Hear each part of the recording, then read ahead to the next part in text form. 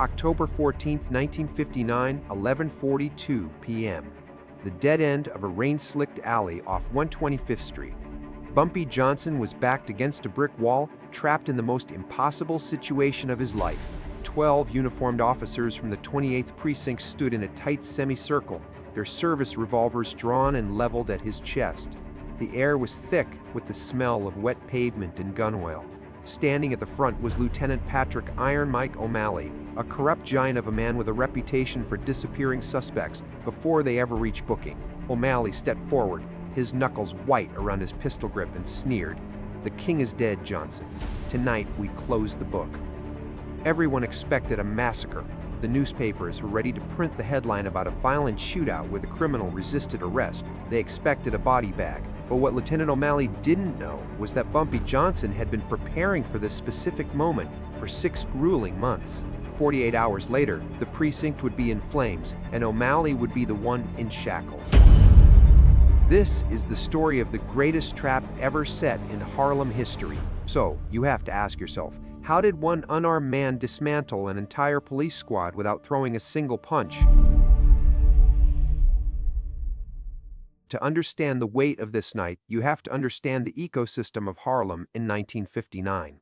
The 28th Precinct wasn't just a police station. It was the most profitable criminal enterprise in New York City. They called it the meat grinder. If you operated north of 110th Street, you paid a tax to the badge, or you didn't operate at all. The man collecting that tax was Lieutenant O'Malley, a man who had run the precinct like a warlord for 7 years. O'Malley had killed 4 men in the line of duty, all ruled as justifiable homicide, and had amassed a personal fortune estimated at $200,000 in dirty money. He was untouchable. Bumpy Johnson, despite his legend, was technically just an ex-con trying to hold on to his territory. In the eyes of the system, Bumpy was a target to be eliminated, a nuisance who had grown too arrogant. This moment matters historically because it wasn't a gang war. It was a structural rebellion. It was the street code clashing directly with institutional corruption. O'Malley had the law, the judges, and the firepower on his side. He seemed absolutely unbeatable because fighting him meant fighting the city of New York itself. The conflict began 4 months earlier, on a humid Tuesday in June. Lieutenant O'Malley had walked into the Flash Inn, interrupted Bumpy's dinner, and slammed a heavy hand on the table. He demanded a 40% increase in the protection payments, retroactive to January. Inflation, Bumpy, O'Malley had laughed, lighting a cigar. The cost of doing business just went up.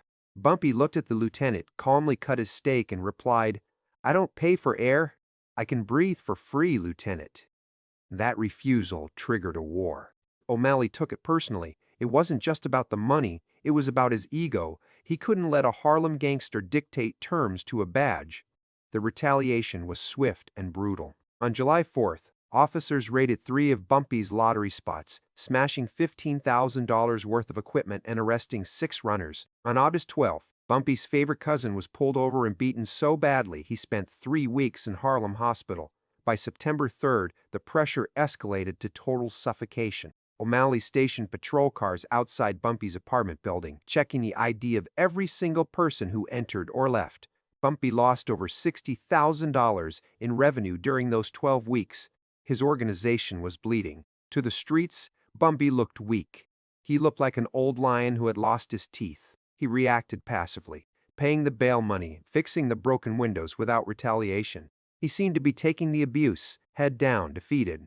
But while everyone saw a man retreating, Bumpy was actually observing. He noticed that O'Malley always led the raids personally to skim the cash off the top before booking the evidence. He noticed the lieutenant never brought the rookies, only his trusted circle of 12 corrupt veterans. Bumpy started carrying a small leather-bound notebook. He wasn't writing hit lists. He was logging shifts. He was logging license plates. He was logging the exact times O'Malley entered the precinct and the exact times he left with bulging envelopes. He was preparing a dossier, planting the seeds for a harvest O'Malley never saw coming. On the morning of October 14th, Bumpy Johnson made a deliberate mistake. He let a piece of information slip to a snitch he knew was on O'Malley's payroll. The intel was juicy. Bumpy was personally overseeing a massive heroin transfer worth $100,000 to recoup his recent losses. The deal was set for that night in the alley behind the old textile warehouse. O'Malley jumped on the opportunity like a starving wolf. This was his chance to not only jail Bumpy for life, but to seize a retirement fund in cash and product. He didn't even file a raid plan with the commander. He gathered his dirty dozen, the 12 officers he trusted to keep their mouths shut, and moved out. At 11:30 p.m., Bumpy stood alone by the trunk of a black Packard. He checked his watch. He waited. When the cruiser screeched into the alley blocking the exit, Bumpy didn't run. He raised his hands slowly, a look of mock terror on his face. The officers swarmed him. They slammed him against the hood of the car, cuffing him tight enough to cut circulation. O'Malley strutted over, grinning from ear to ear. He thought he had won the lottery. "Pop the trunk," O'Malley ordered Officer Higgins. "Let's see what the great Bumpy Johnson is selling tonight." They didn't process him there. They didn't read him his rights. They spent 20 minutes celebrating in that alley, prematurely dividing the spoils in their heads. They cracked jokes about where they would spend the money. They roughed Bumpy up a little, just for sport, tearing the lapel of his $400 suit. Inside the trap, Bumpy was calm. His preparation was paying off. He knew O'Malley's greed would override his police training. He knew they wouldn't call it in until they had secured the cash for themselves. Every minute they spent gloating was another nail Bumpy was hammering into their coffins. Bumpy had utilized his most trusted ally, a sanitation worker named Shorty Jones, to ensure the alley lights were functioning perfectly. He needed the scene to be bright. He needed everything to be visible. The trap was fully set, and the enemy had absolutely no idea they were standing on a landmine. The turn happened at 11:45 p.m. exactly. Officer Higgins popped the trunk of the Packard. Inside, stacked neatly, were 20 kilos of white powder wrapped in clear plastic. O'Malley's eyes lit up. He pulled out a switchblade, sliced one of the bags, and dipped his pinky finger in. He brought it to his tongue. He paused. He tasted it again. His face went from triumphant to confused. It wasn't heroin. It wasn't cocaine. It was baking flour. "What the hell is this?" O'Malley shouted, turning to Bumpy. That was the signal. From the fire escape 3 stories above, a blinding flash illuminated the alley. Then another, and another. Flash Gordon, a freelance photographer for the New York Post, was capturing every second of the unauthorized raid. Simultaneously, the rear door of the warehouse swung open. It wasn't backup for the police. Walking out into the rain were 2 men in trench coats, Agent Roberts of the Federal Bureau of Investigation and Clarence Jones, a prominent civil rights attorney.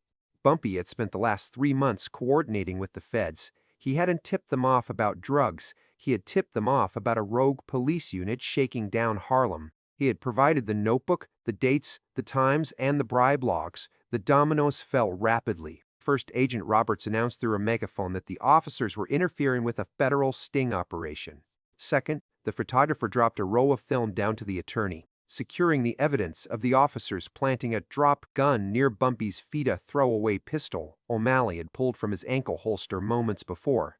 Third, the drugs in the trunk were accompanied by a receipt from a wholesale bakery, dated that morning, signed by Bumpy himself. It wasn't contraband. It was baking supplies for a charity breakfast.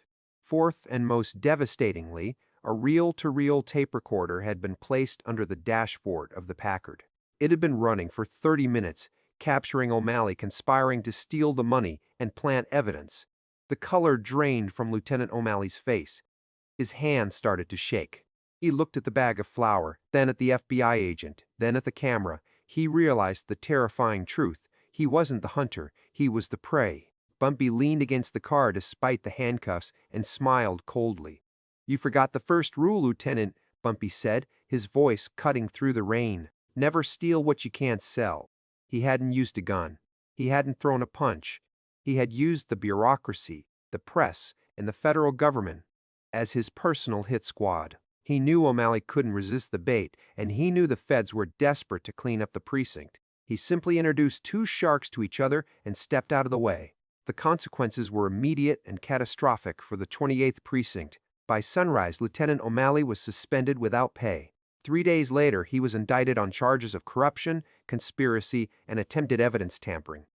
The Dirty Dozen were disbanded. 5 of the officers served prison time, ranging from 2 to 10 years. The impact on the streets was electric. Bumpy Johnson walked out of the station that very night, his attorney holding the door. He didn't just beat the case, he humiliated the system. The new precinct commander, terrified of a similar scandal, ordered a strict hands-off policy regarding Bumpy Johnson for the next 6 months. Bumpy's status elevated from a neighborhood boss to a tactical genius. Other criminals in the system began to adopt his methods. They stopped carrying weapons and started carrying recorders. They started learning the law better than the cops arresting them.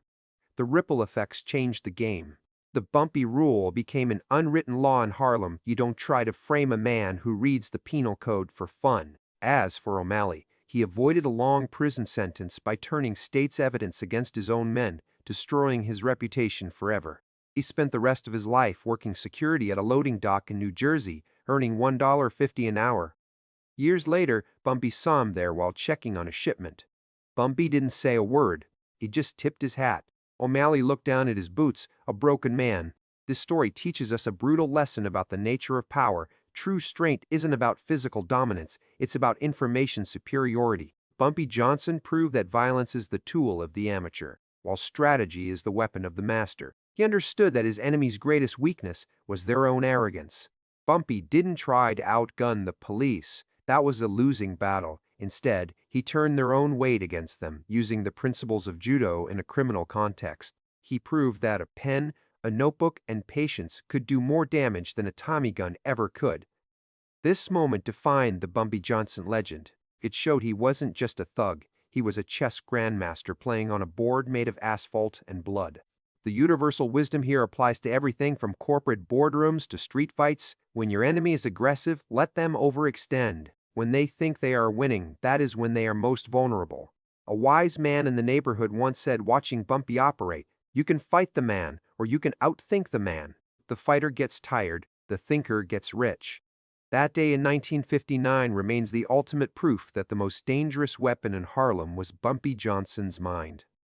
October 14th, 1959. 12 cops down, one genius standing. This story of cold calculation showed you that the mind is sharper than the sword. Smash that subscribe button.